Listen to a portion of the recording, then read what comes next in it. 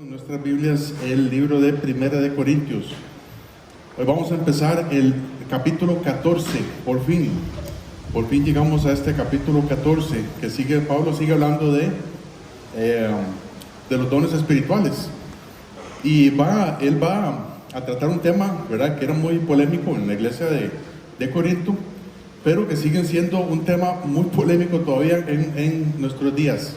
Entonces, yo les quiero pedir que por favor, antes de empezar a leer, ¿verdad?, este capítulo, de estudiarlo y enseñarlo acá, que necesitamos hacer, como dicen por ahí, un borrón y cuenta nueva en nuestra mente.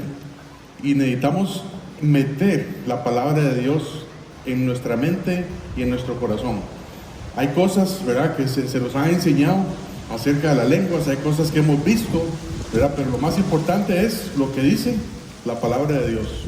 Entonces, yo por favor les pido que tengamos mucha madurez, ¿verdad?, tengamos mucha paciencia. Este capítulo es un poquito largo, ¿verdad?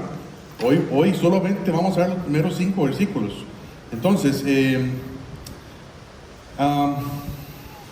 bueno, solamente para decir eso, para aclarar un poco ahí alguna situación, ¿verdad? No vamos a pelear con nadie, ¿verdad?, que esté a favor de las lenguas o lo que hoy se dice hablar en lenguas, ¿verdad? Pero siempre es un tema muy polémico, ¿verdad? Cuando hablamos de las lenguas, siempre es un tema muy polémico. Entonces, yo les pido que por favor tengamos toda la madurez para ver lo que Dios nos quiere enseñar a través de esto. Entonces, dice así, versículo 1, 1 Corintios 14, versículo 1, dice: seguid el amor y procurad los dones espirituales, pero sobre todo que profeticéis, porque el que habla en lenguas no habla a los hombres sino a Dios, pues nadie le entiende, aunque por el Espíritu habla misterios. Pero el que profetiza habla a los hombres para edificación, exhortación y consolación. El que habla en lengua extraña a sí mismo se edifica, pero el que profetiza edifica a la iglesia. Así que quisiera que todos vosotros hablaseis en lenguas, pero más que profeticéis, porque mayor es el que profetiza que el que habla en lenguas, a no ser que las interprete, para que la iglesia reciba edificación. Señor Dios, gracias por este día que tú nos has regalado, y yo te quiero poner, Señor, este mensaje, Señor, este servicio, esto que vamos a enseñar, Señor, de tu palabra.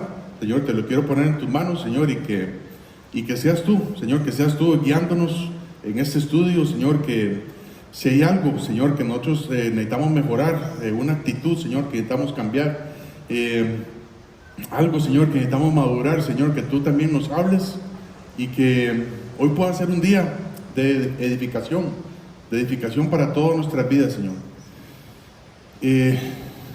Te necesitamos, Señor. Te necesitamos que tú nos hables, que nos exhortes, que nos animes, que nos consueles, Señor. Y que tu nombre sea glorificado en nuestras vidas. Señor, y también oro si hay alguna persona que si muriera hoy no sabe dónde iría su alma, que tú también lo toques o la toques para que hoy pueda ser el día de su salvación, confiando en que tu palabra es poderosa, Señor, para salvar nuestras almas también. En Cristo Jesús, amén. Entonces, la semana pasada concluimos con 1 Corintios capítulo 13, ¿verdad?, que es la plena mención del amor en toda la Biblia. Y como hemos visto, es el amor de Dios, ¿verdad? No es el amor del mundo. Y creo que necesito un par de manos extra aquí, pero vamos a ver cómo nos va. Para que el viento no me deja. Voy a ver si con esto me la juego. Gracias. Para que se quede prensada aquí la hoja. Muy bien, entonces, vimos la semana pasada, ¿verdad? Concluimos este capítulo 13, que lo que vimos la semana pasada es que es la magnitud del amor, ¿verdad? La magnitud del amor. El amor, en primer lugar, para hacer un repaso rápido, el amor va mucho más allá de lo que es lo eterno y lo temporal. El amor, dice la Biblia, que nunca, nunca, nunca deja de ser. El amor va a estar ahí para siempre. Por supuesto, estamos hablando del amor de Dios. Los dones, estamos hablando en contexto, aquí en 1 Corintios 12, 13, 14, estamos hablando en contexto de los dones espirituales de la iglesia. Y en algún momento los dones se van a acabar. Los dones de profecía, los dones de ciencia, todos los dones que podemos desarrollar se van a acabar. Pero, por ejemplo, la profecía y la ciencia en sí no se van a acabar porque es parte de la naturaleza de Dios. Por ejemplo, el conocimiento de Dios es tan infinito, o sea, ni siquiera lo podemos comprender, ni cuando estemos con Dios allá en la eternidad. Y también vimos que la magnitud del amor tiene que ver con llegar a conocer a Dios plenamente, con tener un conocimiento pleno de lo que es Dios. Hoy en día, dice la Biblia, que hoy estamos conociendo a Dios en parte solamente, ¿verdad? Y Pablo nos habla de esto, que a veces estamos viviendo nuestra vida espiritual como si fuera un espejo nada más. Un día de estos vamos a estar con el Señor cara a cara y vamos a verle plenamente, vamos a conocer a Dios plenamente. También, por último, vimos que la magnitud del amor es para siempre, ¿verdad? Y Pablo decía, ahora permanecen la fe, la esperanza y el amor, estos tres, pero el mayor de ellos es el amor. ¿Por qué? Porque la fe y la esperanza se van a acabar. Cuando estemos con el Señor cara a cara, para siempre, ya no vamos a necesitar fe, porque le vamos a ver cara a cara, no vamos a necesitar esperanza, porque vamos a estar con Él para siempre. Pero lo que siempre va a permanecer es el amor de Dios. Entonces, ahora, volvemos a hablar de los dones espirituales. Y comenzamos este capítulo 14, que nos habla acerca, en su mayoría, de las lenguas y la profecía. Las lenguas y la profecía. Pablo hace un contraste en todo el capítulo 14 acerca de estas dos cosas, de las lenguas y la profecía. Pero también en este capítulo 14, Pablo resalta los desórdenes que había en la iglesia de Corinto, y especialmente con el uso de las lenguas. Pablo destaca el desorden con el cual estos hermanos se estaban conduciendo, y algunos de ellos peleaban entre sí, o sea, entre los demás cristianos, porque algunos querían que sus dones espirituales fueran más vistosos que otros. En especial las lenguas. Y había un completo desorden, un completo desastre en esta congregación. Tanto así que Pablo dice en el versículo 23, ¿verdad? De este mismo capítulo, 1 Corintios 14, 23, él dice: si pues toda la iglesia se reúne en un solo lugar y todos hablan en lenguas y entran indoctos, ¿verdad? Los indoctos son que no tienen doctrina, o incrédulos. Los incrédulos son que no creen, ¿verdad? Que son difíciles de creer. Entonces, y todos hablan en lenguas y entran indoctos o incrédulos, ¿no dirán que estáis locos? ¿Verdad? Hasta ese punto había llegado la iglesia de Corinto. Si alguien llega de afuera, van a pensar que ustedes están locos. Entonces, el propósito de este capítulo 14 es dar la importancia a tres principios que Pablo va a establecer durante todo el capítulo. Los principios son la edificación, el entendimiento y el orden. La edificación, el entendimiento y el orden. En estos primeros versículos vamos a ver simplemente una base. Vamos a poner una base ahí para hablar de la importancia que tiene la profecía, la importancia que tiene la palabra de Dios. Que por supuesto profecía en este contexto es la palabra de Dios. Bueno, siempre cuando se habla de profecía se está hablando de la palabra de Dios. La importancia que tiene la profecía sobre las lenguas, verá, que ellos estaban tratando de implementar. Entonces dice el versículo 1, 1 Corintios 14, 1, dice: seguid el amor y procurad los dones espirituales, pero sobre todo que profeticéis.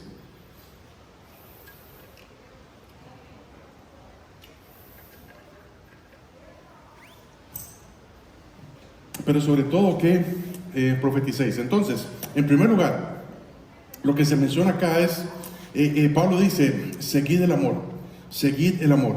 Pablo comienza haciendo referencia a todo lo que él nos ha enseñado en capítulo 13, seguid el amor. Tenemos que andar en ese amor, tenemos que seguir en el amor de Dios. Y aprendimos que una forma muy práctica para nosotros que ya somos cristianos, seguir el amor de Dios en una forma práctica es a través del evangelismo, a través del evangelismo. Si anunciamos a otros lo que Cristo ha hecho por nosotros, estamos viviendo el versículo de Juan 3:16, porque de tal manera amó Dios al mundo que ha dado a su Hijo unigénito para que todo aquel que en Él cree no se pierda, mas tenga vida eterna. La manera en que Dios ama a este mundo, la manera en que Dios ama a este mundo hoy en día es que Él ha dejado a sus hijos acá. Él ha dejado a los cristianos que todavía estamos vivos, los ha dejado aquí con un solo propósito: de anunciar ese amor, hacia los demás. Y si usted es cristiano y nunca o muy pocas veces ha testificado acerca de Cristo, le ha dicho a otro lo que Cristo ha hecho en su vida, no estás mostrando el amor de Dios, y no estás cumpliendo, por supuesto, el propósito que Dios tiene para con nosotros aquí en esta tierra. También, si nosotros queremos descubrir cuáles son los dones espirituales que Dios nos ha dado para ponerlos a servicio en la iglesia, necesitamos andar en ese amor. Dice también precisamente 1 Juan 3:16. Ahora no es Juan 3:16, es 1 Juan 3:16. Dice: en esto hemos conocido el amor, en que Él puso su vida por nosotros. También nosotros debemos poner nuestras vidas por los hermanos. En esta otra manera, ¿verdad? Si somos cristianos, aquí también seguimos el amor, o estamos andando en el amor. Cuando aprendamos a amar a nuestro hermano como a nosotros mismos, entonces muchas veces necesitamos morir a nosotros mismos, porque necesitamos dejar atrás los insultos, necesitamos dejar atrás las críticas y todo esto, y pensar un poco en el bienestar de los demás. Y para eso se necesita morir a uno mismo. En esto sabemos, si nosotros andamos anunciando lo que Cristo ha hecho por nosotros, y si estamos muriendo a nosotros mismos, en esto sabemos si andamos en el amor de Dios o no. Y aquí, por supuesto, yo creo que a todos nos falta mucho todavía andar en ese amor. Y Pablo dice: seguid el amor, seguid el amor. Entonces, ¿estamos siguiendo el amor? ¿Estamos siguiendo ese amor de Dios? ¿Estamos evangelizando? ¿Estamos pasando tiempo con otros hermanos para estar aprendiendo la palabra de Dios? Seguid el amor. Y dice, en segundo lugar, procurar los dones espirituales. Procurad los dones espirituales. Pablo anteriormente, en el versículo de 1 Corintios 12:31, él había dicho que procurad pues los dones mejores. Procurad pues los dones mejores. Y la palabra procurar quiere decir esforzarse. Esforzarse para tratar de conseguir algo. Tenemos que intentar descubrir cuál es el don o los dones que Dios nos ha dado como cristianos.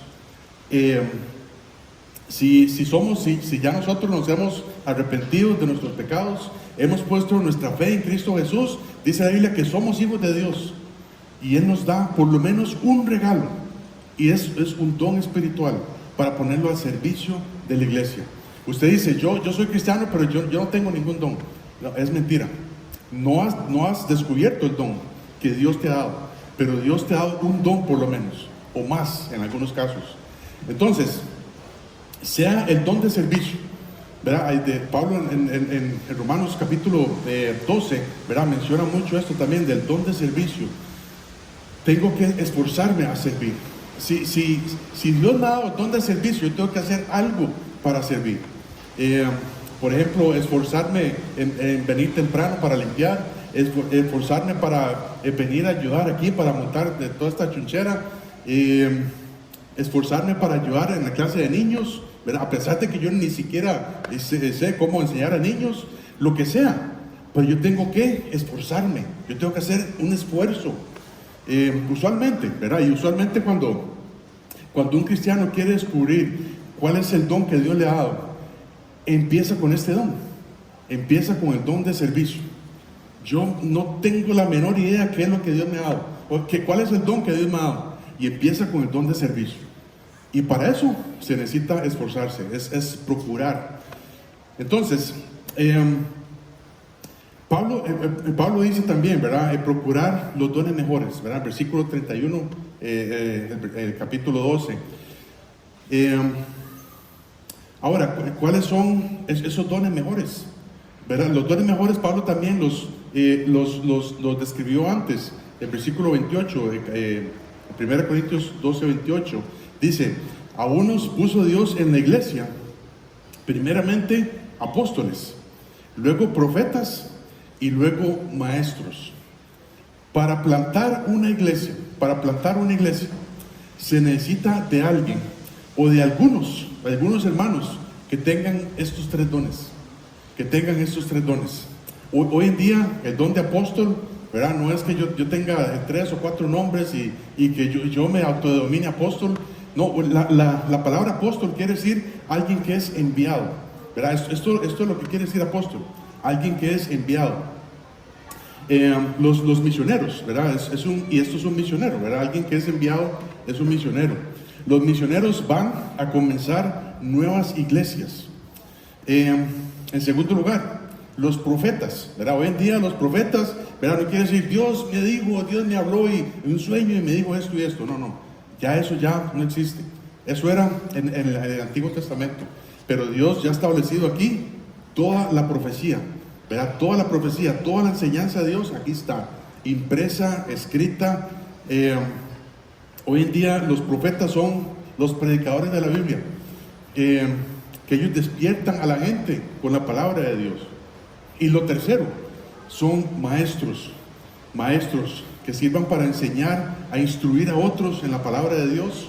Y con estos tres dones, apóstoles o misioneros, profetas, predicadores, maestros, con estos tres dones, Dios empieza una iglesia. Entonces, estos son los dones mejores. Estos son los dones mejores. Yo como cristiano, yo tengo que llegar en algún momento a procurar los dones mejores. Para descubrir los dones espirituales, tienes que participar. Tienes que decir, ¿qué tengo que hacer? ¿Qué puedo hacer? Y estar dispuesto, ¿verdad? Estar dispuesto a esforzarse, a venir temprano. Y estar dispuesto, ¿verdad? Para empezar. Este año, ¿verdad? Este año, precisamente en mayo de este año, cumplimos 10 años. Cumplimos 10 años como una iglesia, como una congregación. Y estamos sorprendidos, ¿verdad? Por todo lo que Dios ha hecho, ¿verdad? Dios no ha hecho solo esto. Esto simplemente es un techo, ¿verdad? Este lote, ¿verdad? Es donado, pero no es eso lo que Dios ha hecho. Lo que Dios ha hecho es hacer una iglesia, hacer una congregación. Si nosotros somos hijos de Dios, somos parte de esa iglesia. Entonces, y estamos muy impresionados, ¿verdad? A veces cuando tenemos que dar un pequeño testimonio, cómo fue que Dios nos trajo aquí a este lugar, ¿verdad? Siempre recordamos que nosotros vivimos en tiendas de campaña durante un mes, allá, ¿verdad? En la entrada, para estar vigilando a los constructores, ¿verdad? Y todo esto, y empezarnos ahí a moldar. Yo digo, ¿cómo Dios nos cuidó? Porque, híjole, hay cosas que están pasando ahora que uno dice, yo jamás vuelvo a hacer esto. Y cómo Dios fue empezando todo, ¿verdad? Y nosotros le decíamos, Señor, danos 2 familias, ¿verdad? Que quieran estudiar la Biblia. Y con esto empezamos, ¿verdad? Pero Dios trajo las 2 familias y cada familia tenía como 20 niños, ¿verdad? Entonces, ¡pum! Inmediatamente casi que empezó la iglesia. Y a través de los años, ¿verdad? Hemos visto a mucha gente cambiando, a mucha gente queriéndose discipular, mucha gente participando también en el evangelismo. Pero yo digo, se puede hacer más, se puede hacer mucho más. Podemos impactar a Bagaces, a Pijigue, a Liberia y a todo Guanacaste. Si todos participamos, no solamente unos cuantos, si todos participamos. Y el propósito de los dones espirituales, lo que Dios nos ha dado, es para esto mismo, para expandir su reino, para edificar a la iglesia, para provecho del cuerpo de Cristo, para el crecimiento espiritual de todos. Dice la Biblia también un pasaje muy conocido, Efesios 4, del 11 al 12. Efesios 4, del 11 al 12, él dice, y Él mismo, el Señor Jesucristo, Él mismo constituyó a unos apóstoles, a otros profetas, a otros evangelistas, a otros pastores y maestros, a fin de perfeccionar a los santos para la obra del ministerio, para la edificación del cuerpo de Cristo. Y la obra del ministerio es, ¿quiénes son los santos acá? Los santos somos todos. A pesar de que todavía tengamos algunos pecados, ¿verdad?, que necesitamos dejar, pero somos santos. Dios ya nos ve como santos. Si somos cristianos y somos hijos de Él, Dios nos ve a través del Señor Jesucristo y somos santos. Y Dios quiere que hagamos algo. Él dice, para la obra del ministerio. ¿Qué es esto? ¿Qué es la obra del ministerio? La obra del ministerio son dos cosas: evangelismo y discipulado. Evangelismo y discipulado. Todo lo que se hace en la iglesia debe ser para estas dos cosas. Esta es la obra del ministerio, para evangelismo y discipulado. Dice Pablo, ¿verdad? Seguid el amor, procurad los dones espirituales, pero sobre todo, que profeticéis. Que profeticéis. Y no quiero aquí que nadie me diga, no, es que viera que el Señor me dijo, me habló en sueño. No es esto lo que Pablo está hablando acá. Lo que queremos dar a entender es que Dios quiere que nos preparemos. Dios quiere que nos preparemos todos en su palabra. Dios quiere que sepamos lo que Él piensa. Dios quiere que sepamos que Él quiere que le escuchemos todos los días. Cuando abrimos la palabra de Dios, cuando abrimos estas preciosas páginas, estamos recibiendo lo que Dios nos quiere decir para hoy. Él quiere que sepamos lo que va a ser pronto. Él quiere que nos limpiemos a través de esto, a través de ese proceso de santificación. Él quiere que tengamos su mente. Dios quiere que seamos, dice la Biblia, un pasaje que vamos a ver luego en Tito, dice que Dios quiere que seamos retenedores de la palabra fiel. Retenedores de la palabra fiel. Y muchas veces nosotros somos, no sé, ¿cuál sería el antónimo de retenedor? Olvidó, así, como que, me entra por aquí y me sale por allá. Muchas veces somos así.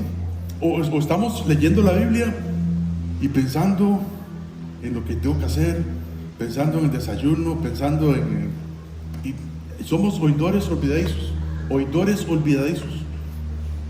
Él quiere que nos aprendamos sus palabras. Él quiere que aprendamos su verdad. Pero sobre todo, que profeticéis. De esto se trata el mensaje de hoy. Sobre todo, que profeticéis. Si todos estuviéramos leyendo la Biblia todos los días. Ayer terminamos con el capítulo 42 de Génesis. Pero yo les aseguro que muchos de nosotros, para incluirme ahí todos, ¿verdad? Yo les aseguro que muchos de nosotros ya dejamos la lectura atrás hace mucho tiempo. Desde enero 3.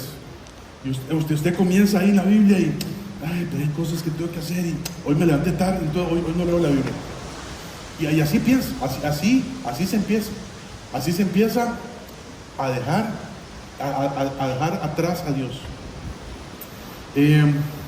Si todos estuviéramos en este proceso de la lectura bíblica, si todos estuviéramos en el proceso de ser un discípulo como Cristo, Dios nos ha dado buenísimas herramientas. Tenemos un montón de herramientas para estudiar la Biblia, para crecer. Pero si ni siquiera estamos dispuestos o procurar ni siquiera estamos dispuestos a esforzarnos por 15, 20 minutos al día por leer la Biblia, no vamos a llegar a ningún lado.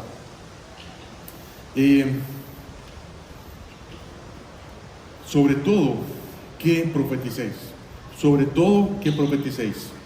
Pero temo que muchos de nosotros lo que pensamos es en sobre todo, menos en profetizar. Sobre todo, que nadie me diga lo que yo tengo que hacer.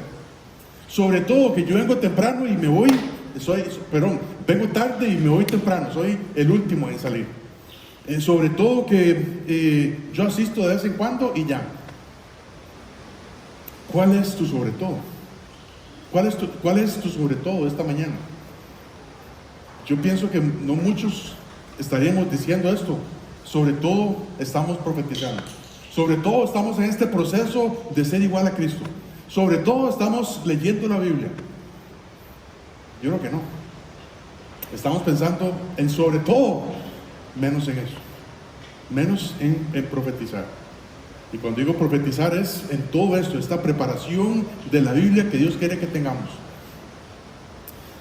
Y esta debe ser nuestra prioridad. Sobre todo que profeticéis. Sobre todo que tengamos la palabra de Dios en nuestro corazón, en nuestra mente y en todo nuestro ser. Este es sobre todo, este es nuestro sobre todo. Dice el versículo 2, 1 Corintios 14, 2.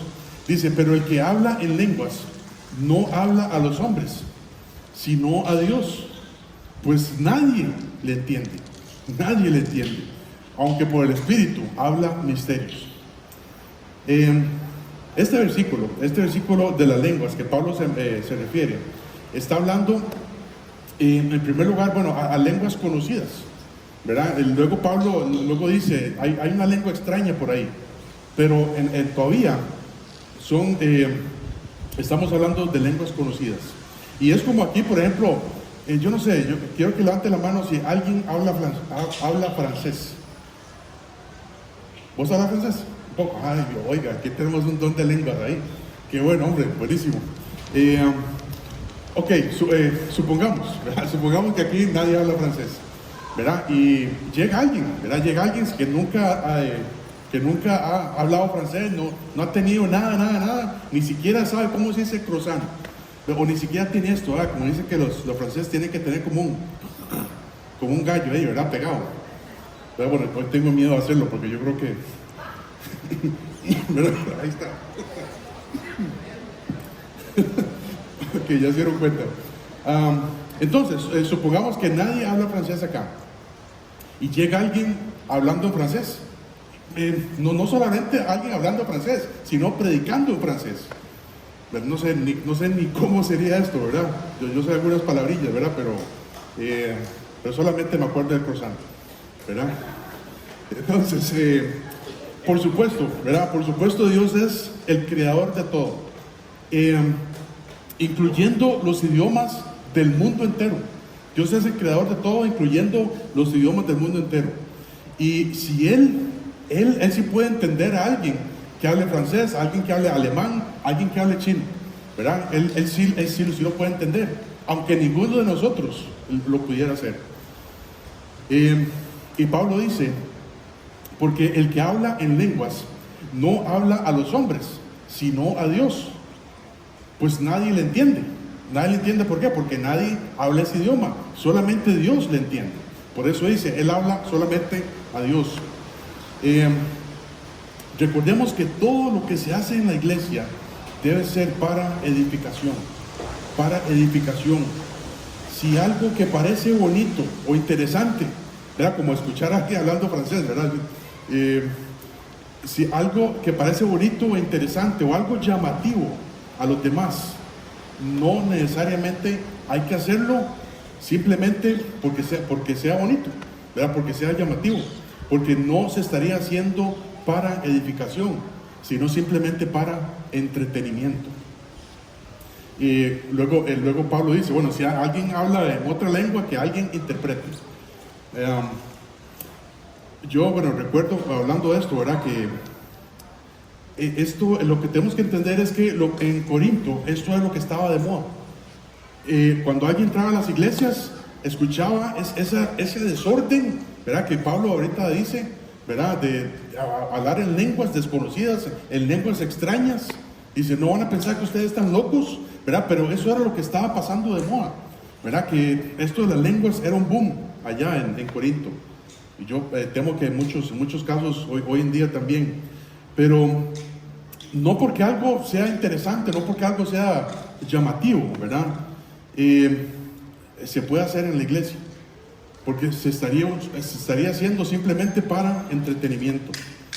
Y recuerdo esto, ¿verdad? Cuando estábamos hablando allá en la iglesia del Este hace 12, 15 años atrás, hablamos de las cosas que hacían en las iglesias para atraer a jóvenes, ¿verdad? Incluyendo iglesias de Estados Unidos en ese momento. Yo no sé ahora, yo perdí el rastro con eso, pero en algunas iglesias de Estados Unidos montaban unos shows de motocicletas, como decir, no sé, eso que montan en el Estadio Saprissa, que es para ver los X-Nights, ¿verdad?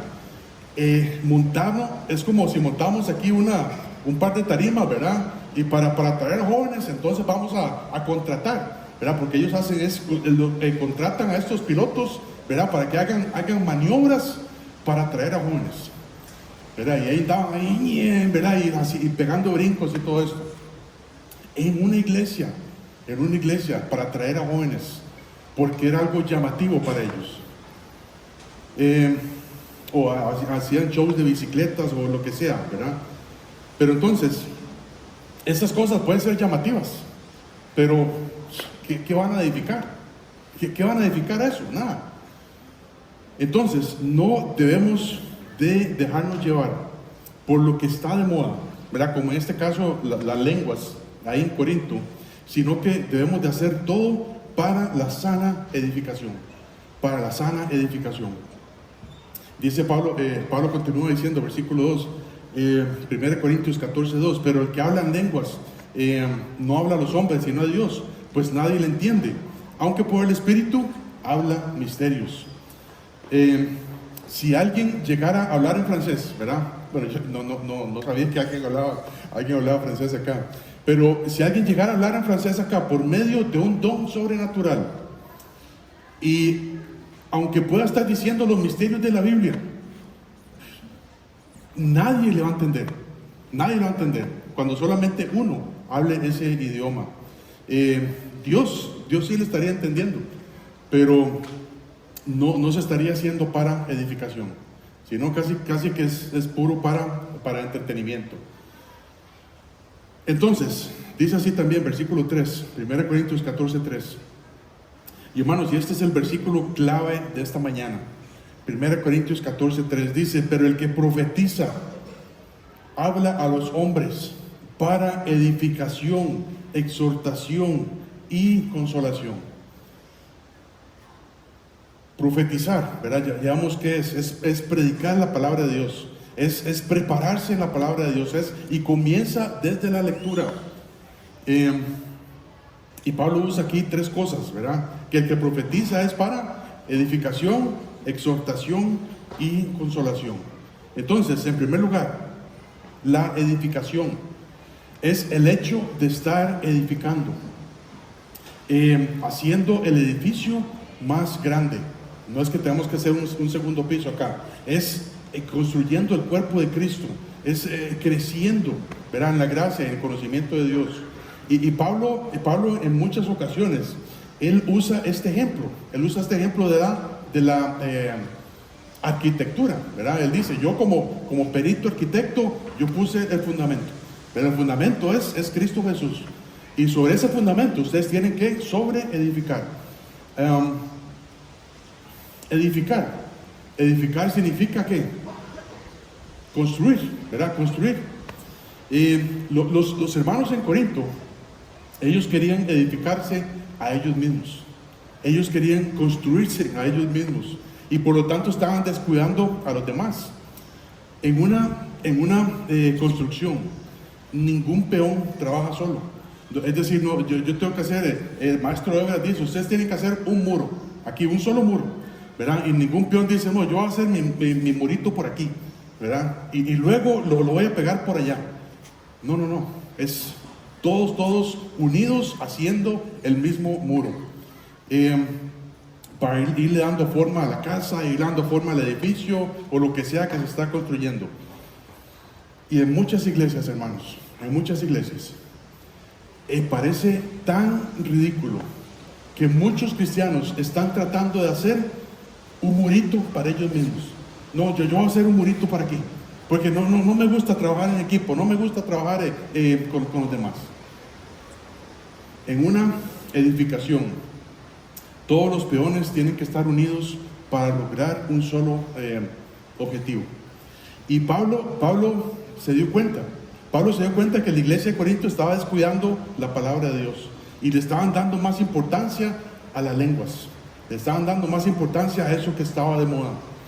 Y recordemos también que en ese tiempo no se había escrito la Biblia en su totalidad, y en ese tiempo todavía habían profetas, ¿verdad?, que recibían el mensaje de parte de Dios y lo anunciaban, ¿verdad? Pablo era un profeta de esos.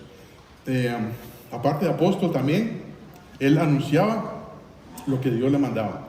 Entonces, los profetas de hoy en día, estudian la Biblia a través de las reglas del estudio bíblico y se preparan y dan los mensajes y imparten los mensajes para edificación de todos.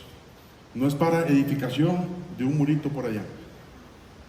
Dice 1 Corintios 14:12: así también vosotros, pues que anheláis dones espirituales, procurad abundar en ellos para edificación de la iglesia.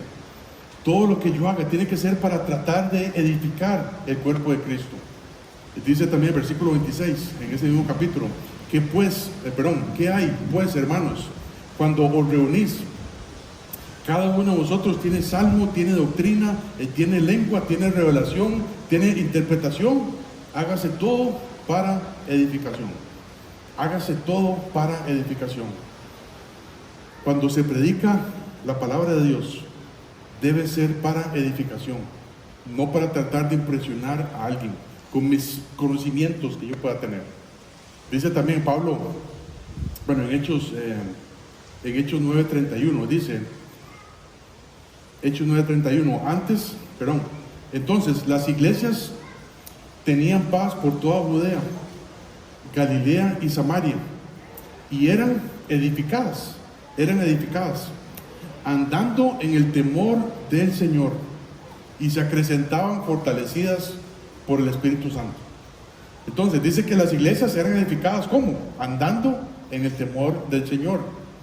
Y el mensaje del 1 de enero fue precisamente eso, de andar en el temor de Dios. Deuteronomio 17:19 dice que Dios, ¿verdad?, hablando del rey que Dios les iba a poner en la tierra prometida, dice que el rey tenía que tener una copia de su ley, y leer en ella todos los días de su vida. ¿Para qué? Para que aprendiera ¿qué? A temer a Jehová su Dios. Si no sabes dónde empezar,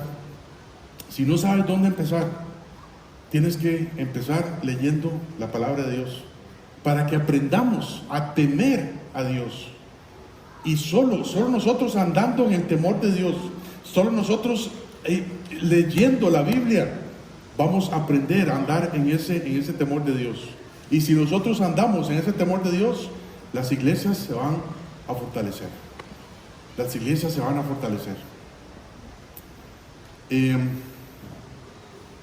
Hay un autor, ¿verdad?, que a veces, estaba leyendo algunos libros de este hombre, se llama Warren W. Wiersbe, ¿verdad? Luego se los deletreo. Dijo, un ministerio que no edifica, destruye. No importa lo espiritual que pueda parecer. Un ministerio que no edifica, destruye. No importa lo espiritual que pueda parecer. Entonces, no todo lo que se hace, si usted está haciendo algo fuera de la iglesia, eso puede ser bonito, pero no está edificando. Y más bien puede que algún día llegue a destruir. No importa lo espiritual que pueda parecer. Luego, la profecía en primer lugar es para edificación. Ahora, la profecía es para exhortación. Siempre relacionamos la palabra exhortación con un regaño. Nos van a regañar por algo que hicimos, ¿verdad? Pero o más bien es una advertencia, ¿verdad? Para que alguien deje de hacer lo que está haciendo. Si no, le va a ir mal, ¿verdad? Como dice Mayo, ¿verdad? Se lo dije, ¿verdad? Se lo dije. Para poder exhortar a alguien, para poder decir a alguien, se lo dije. Bueno, yo sé que Mayo, usted tiene autoridad para eso, ¿vale? En algunos casos. Pero para poder decir a alguien, se lo dije, para que pueda alguien exhortar, se necesita tener profecía. Se necesita estar con este libro que tenemos en nuestro corazón y en nuestra cabeza. Se necesita tener mucho conocimiento bíblico para eso.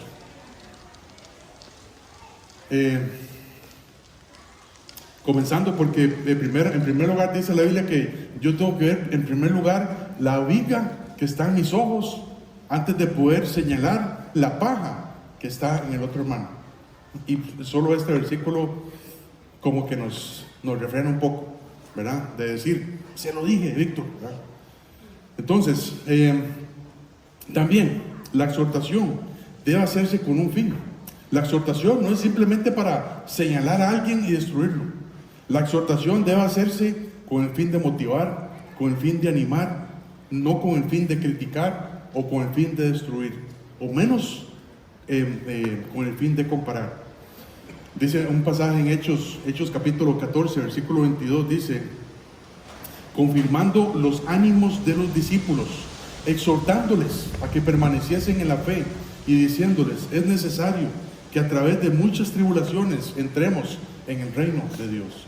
En ese tiempo el gobierno romano estaba quitando casas, ¿verdad? Estaba diciendo a la gente, ¿usted cree en César? Sí, ok, quédese ahí. ¿Usted cree que no? Yo creo que en Jesús.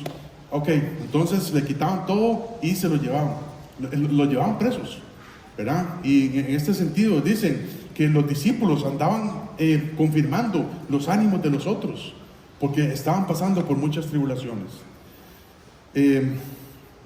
Otro pasaje dice en 2 Timoteo 4:2, que prediques la palabra, que instes a tiempo y fuera de tiempo, redarguye, reprende, exhorta con toda paciencia y doctrina. Exhorta con toda paciencia y doctrina. No solamente señalar el dedo a alguien.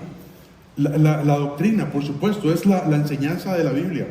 Y alguien que no pasa mucho tiempo en la Biblia y exhorta a otro, lo único que va a hacer es señalarlo y destruirlo.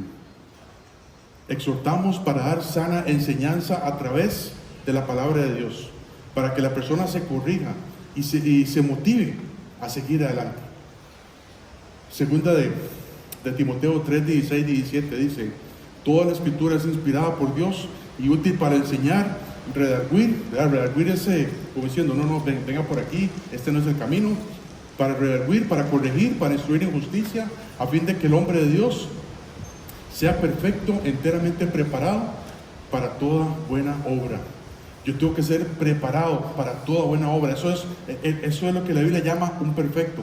Es alguien preparado en la obra de Dios. Un perfecto no es alguien que no tenga pecado. Simplemente es alguien que es preparado en la obra, para la buena obra de Dios. En tercer lugar, la profecía es para consolación. Para consolación. Dios comprende muy bien. Dios comprende muy bien cada cosa que nos pasa. Amén.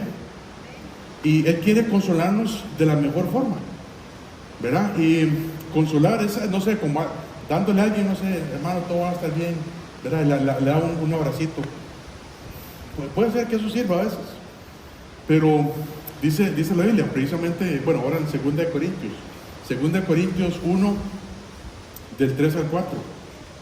2 Corintios 1, del 3 al 4 dice: Bendito sea el Dios y Padre de nuestro Señor Jesucristo, Padre de misericordias y Dios de toda consolación, el cual nos consuela en todas nuestras tribulaciones, para que podamos también nosotros consolar a los que están en cualquier tribulación, por medio de la consolación con que nosotros somos consolados por Dios. Dios muchas veces nos consuela, por supuesto en la palabra de Dios, si nos metemos en ella, ¿verdad? A estudiarla, a meditarla, pero Dios también muchas veces nos consuela a través de otros hermanos que han pasado por una situación similar o están pasando por la misma situación. La tarea de edificar, la tarea de exhortar, la tarea de consolar, le toca a cada miembro de esta iglesia. Le toca a cada miembro, no solamente a unos, le toca a todos. Le toca a cada uno de los constructores del edificio, le toca a cada uno de nosotros. Pero lo que se necesita para edificar, exhortar y consolar es tener profecía, es tener las palabras de Dios en nuestro corazón y en nuestra cabeza. Si no, nunca lo vamos a hacer. Si no, vamos a caer re mal. Necesitamos estar empapados en la palabra de Dios, porque si no, nos vamos a equivocar y vamos a dañar a muchas personas, hermanos. Tenemos que tener mucho cuidado. Dice Tito 1:9, retenedor de la palabra fiel, que seamos unas esponjas llenas de agua con la palabra fiel, tal como ha sido enseñada, para que también pueda exhortar con sana enseñanza y convencer a los que contradicen. Yo tengo que ser una esponja llena de agua, ¿verdad? Que si alguien me toca, ahí sale el agua, sale la palabra de Dios. Dice también, versículo 4, ya casi está el gallepito, ¿ah? ¿Bien? 1 Corintios 14:4 dice: el que habla en lengua extraña, a sí mismo se edifica. ¿Verdad? Ahora ya no son las lenguas conocidas, ahora son las lenguas extrañas. El que habla en lengua extraña, a sí mismo se edifica. Pero el que profetiza, edifica a la iglesia. Cuando alguien está hablando en lenguas, o lo que se dice hoy, hablar en lenguas, es muy egoísta. Porque si piensa que se está edificando con las cosas que está diciendo, se está edificando a sí mismo. Se está edificando solo. El hablar en lenguas o idiomas conocidos, ¿verdad? Dios o el Señor dio este don a los apóstoles para confirmar el mensaje que Él traía, para confirmar el mensaje. Y las lenguas son específicamente para los judíos, para los incrédulos, porque ellos no creían. Entonces por eso Dios le tuvo que dar este paquete de 5 señales, y ahí estaba el don de lenguas incluido. Entonces en ningún lado de la Biblia aparece un don de lenguas que pueda haber sido usado para edificación personal, para edificación de solamente un cristiano. Por eso el que profetiza, el que predica la palabra de Dios, tiene que edificar a todos. Dice precisamente este mismo capítulo, 1 Corintios 14, el versículo 18 al 19, dice: doy gracias a Dios que hablo en lenguas más que todos vosotros, pero en la iglesia prefiero hablar 5 palabras con mi entendimiento para enseñar también a otros que 10,000 palabras en lengua desconocida.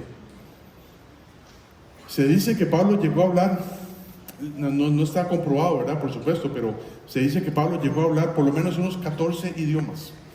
14 idiomas, ¿verdad?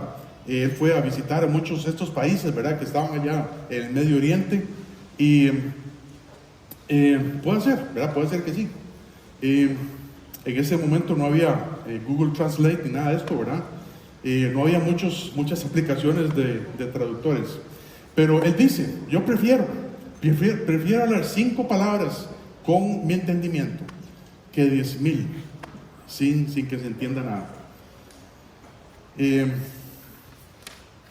Dice el versículo 5, 1 Corintios 14, 5. Dice, así que quisiera que todos vosotros hablaseis en lenguas conocidas, ¿verdad? Porque eso era lo que estaba de moda. Entonces, si eso es lo que ustedes quieren, que todos hablen en lenguas.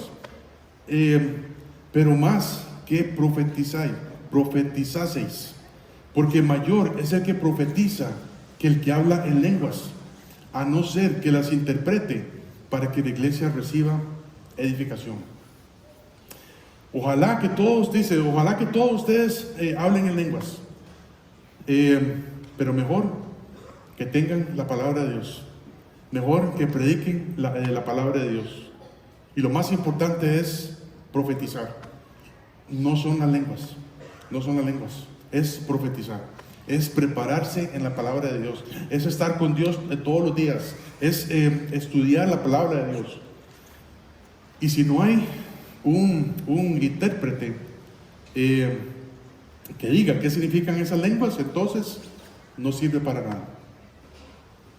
Solo serviría para aparentar o para decir que alguien es más espiritual que otro, tal vez. Los corintios eran tan egoístas que solamente ellos querían que los demás los vieran, y se olvidaron de que los dones espirituales son para el beneficio de la iglesia, no para hacer un concurso y que salga ahí el que más sobresale. Eso no es el propósito de las lenguas, dice Pablo. Todo tiene que hacerse para edificación. Todo lo que se hace en una iglesia debe ser para edificación. Lo más importante de una iglesia es la profecía. Lo más importante de una iglesia es la palabra de Dios. Tanto así que la palabra de Dios sirve para edificar, para exhortar y para consolar, que es precisamente las cosas en que nosotros necesitamos crecer en el Señor. Sobre todo, que profeticéis. Y hermanos, la importancia que le damos a la palabra de Dios, la importancia que le damos a la profecía en nuestras vidas, es lo que va a determinar nuestro crecimiento y nuestro andar en el Señor. ¿Cuál es la importancia que le das a este libro durante la semana? ¿Cuántas veces te has levantado y lo primero que haces es leer la Biblia? Esta semana que pasó, ni siquiera hablemos desde el 2 de enero, ¿verdad? Que hablamos de eso. Esta semana, ¿cuánto tiempo le dedicaste a la palabra de Dios? Esa es la importancia que le das a tu vida. Y entonces, hermanos, hay un pasaje, ¿verdad? Creo que sí, tengo un par de minutos para eso. Este miércoles que pasó, terminamos el capítulo 19 de Primera de Samuel, ¿verdad? Ahí los hombres. Y hay una cosa que nos impactó, ¿verdad? A todos, yo creo, ¿verdad? En su mayoría. Es que David, ¿verdad? Cuando estaba huyendo de Saúl, ¿verdad? Él tuvo ahí varios consejos, ¿verdad? Alguien le dice, el hijo de Saúl, ¿verdad? Él le dice, Jonatán, él quiso razonar con Saúl, ¿verdad? Dice, Saúl, o papá, ¿verdad? No sé cómo le digo, David lo que ha traído es bendición, ¿verdad? Dios ha traído salvación a través de él, y usted tiene que dejarlo estar en la casa, y ¿cómo no lo va a dejar estar en la casa? Ok, vuelva David para acá. Y en una de esas, Saúl trató de clavarlo a la pared. David tuvo que huir, ¿verdad? Y fue a donde estaba Mical, que era la esposa de David. Y Saúl dice, tráigame a David, aunque esté enfermo, lo que sea, pues tráigamelo en la cama y yo lo voy a terminar de matar. Entonces Mical, la esposa de David, hace un engaño, ¿verdad? Y dice a David, vaya, descuélguese por la pared, y mientras yo le pongo aquí una estatua, ¿verdad? Y una peluca ahí de pelo de cabra y todo esto. Y entonces cuando los siervos de Saúl estaban llevando la cama, ¿verdad? Se dieron cuenta que era una estatua. Hubo un engaño, ¿verdad? Un engaño de parte de Mical. Pero cuando cuando David huye, ¿verdad? Obviamente de Saúl, cuando David huye, cuando por fin logró huir, llegó donde estaba Samuel, ¿verdad? Samuel es un cuadro de Cristo, ¿verdad? Como hemos aprendido. Pero en este lugar, ¿verdad? Dice que llegó a un lugar que llama Naiot. En Naiot había una escuela de profetas. Había una escuela de profetas. Y dice así, vamos a, tal vez si tienes paciencia, vamos a ir primero a Samuel, capítulo 19, versículo 18. Primero Samuel, capítulo 19, 18 al 24, dice: huyó pues David y escapó y vino a Samuel en Ramá. Y le fue dicho a Saúl, y le fue dicho todo lo que Saúl había hecho con él, ¿verdad? Todo esto que quería matarlo. Y él y Samuel se fueron y moraron en Naiot. Y fue dado aviso a Saúl diciendo: he aquí David está en Naiot en Ramá. Entonces Saúl envió mensajeros para que trajeran a David, los cuales vieron una compañía de profetas que profetizaban, y a Samuel, que estaba allí y los presidía, los estaba dirigiendo. Y vino el Espíritu de Dios sobre los mensajeros de Saúl, y ellos también profetizaron. Cuando lo supo Saúl, envió otros mensajeros, los cuales también profetizaron. Y Saúl volvió a enviar mensajeros por tercera vez, y ellos también profetizaron. Cuando él mismo, el mismo Saúl, fue a Ramá, y llegando al gran pozo que está en Secú, preguntó diciendo: ¿dónde está Samuel y David? Y uno respondió: he aquí están en Naiot en Ramá. Y se fue a Naiot en Ramá, y también vino sobre él el Espíritu de Dios, y siguió andando y profetizando hasta que llegó a Naiot en Ramá. Y él también se despojó de sus vestidos y profetizó igualmente delante de Samuel. Y estuvo desnudo todo aquel día, toda aquella noche. De aquí se dijo también Saúl entre los profetas. Hermanos, en este caso, por supuesto, el Espíritu Santo iba y venía de las personas, ¿verdad? Y en este caso vino sobre un grupo de personas que estaban ahí, que ni siquiera, tal vez podemos decir, no eran como profetas directamente de Dios, ¿verdad? Y ellos profetizaron. A través de este evento, Dios libra a David de Saúl. Pero lo interesante es que cuando viene el Espíritu Santo sobre ellos, sobre todos los que están ahí, terminan todos profetizando, terminan todos anunciando la palabra de Dios. Hay poder en la palabra de Dios. Amén. Hay poder en la palabra de Dios. Y si somos cristianos, si ya tenemos al Espíritu Santo dentro de nosotros, no nos hace falta nada más que prepararnos, nada más que estar dispuestos a esforzarnos un poquito para que Dios actúe a través de nosotros, hermanos. ¿Qué es lo que te hace falta? ¿Qué es lo que te hace falta para ser un seguidor de Cristo? O para empezar a ser un seguidor de Cristo. ¿Qué es lo que te hace falta para empezar a leer la Biblia? Si alguien dice: es que yo tengo muchos problemas para leer y escribir. En la casa tiene que haber alguien que sepa leer y escribir. Y si no hay nadie que sepa leer y escribir, venga aquí, por favor. O dígale a alguien que sepa leer y escribir para que juntos se edifiquen. ¿Qué es lo que te hace falta para que profetices? Nada, absolutamente nada.